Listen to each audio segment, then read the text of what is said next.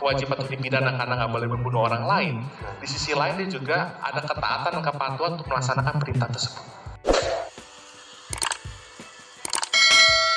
Kaitkan dengan peristiwa penembakan atau pembunuhan yang tadi rekan kami tanyakan, kami mau meminta penjelasan ahli tentang apa yang dimaksud dengan pihak yang menyuruh melakukan atau downplagger. Apa saja syarat-syarat bagi seseorang dapat dikategorikan sebagai pihak yang menyuruh melakukan. Terima kasih. Ya.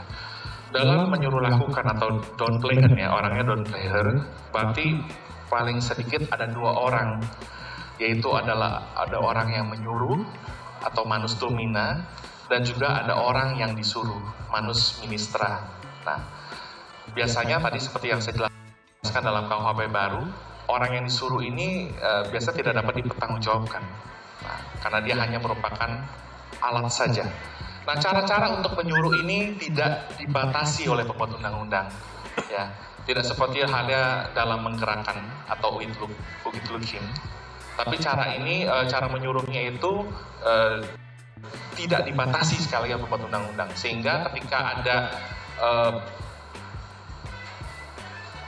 semacam perintah atau apapun juga berupa instruksi menyuruh lakukan, maka orang ini sesungguhnya berada dalam keadaan tidak dapat dipertanggungjawabkan secara pidana. Kurang lebih seperti itu. Baik, terima kasih saudara ahli. Melanjutkan apa yang tadi rekan kami sampaikan tentang peristiwa penembakan yang diperintahkan oleh atasan, jika dikaitkan dengan peristiwa penembakan atau pembunuhan tersebut, menurut ahli, apakah pejabat atau petinggi yang memberi perintah kepada bawahannya untuk menembak atau membunuh dapat dikategorikan sebagai pihak yang menyuruh melakukan atau downplagger? Iya, kalau kita lihat dari kapasitas penyertaan tadi, beberapa bentuk ya dari pernyataan tadi, maka yang paling relevan adalah menyuruh lakukan, karena menyuruh itu berarti kan bisa berupa perintah atau instruksi yang dilaksanakan oleh orang yang sesungguhnya tidak bisa dimintakan pertanggungjawaban, baik itu karena pasal 44 atau 48 ada daya paksa, atau karena 51 KUHP. Jadi dalam konteks yang tadi lebih tepat yang menyuruh melakukan ya? Iya, karena caranya tidak dibatasi, dan juga orang yang disuruh lakukan tadi tidak bisa dipertanggungjawabkan hanya karena dia merupakan seorang alat. Baik, terima kasih. Lalu di mata hukum saudara ahli, bagaimana kedudukan bawahan yang melakukan perintah atasannya untuk melakukan penembakan tersebut? Baik, jadi kalau kita lihat di pasal 51, yang dihapuskan adalah elemen melawan hukum dari pelaksanaan perintah jabatan yang dilakukan oleh si penerima perintah. Tetapi dalam pasal 55, dalam kaitannya dengan penyertaan dan perluasan pertanggungjawaban pidana, orang yang disuruh lakukan itu sesungguhnya tidak memiliki kesalahan, tidak memiliki kesengajaan, tidak memiliki kehendak untuk melakukan suatu perbuatan pidana. Baik, terima kasih saudara ahli. Jika demikian, kalau si bawahan itu hanya sebagai alat, pertanyaan kami, apakah dia tidak dapat dituntut pertanggungjawaban pidana? Atau apakah ia dapat dibebaskan dari pertanggungjawaban pidana? Apakah ahli bisa menyampaikan asas atau dasar hukum terkait hal tersebut?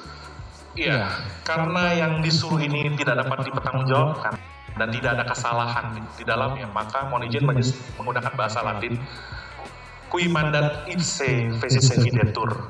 Siapa yang memerintah dianggap telah melakukannya sendiri. Baik, saudara ahli, kami ingin memperdalam hal ini. Mohon saudara ahli menjelaskan tentang kategori orang yang terlibat dalam sebuah tindak pidana, namun hanya berperan sebagai alat yang dipergunakan saja.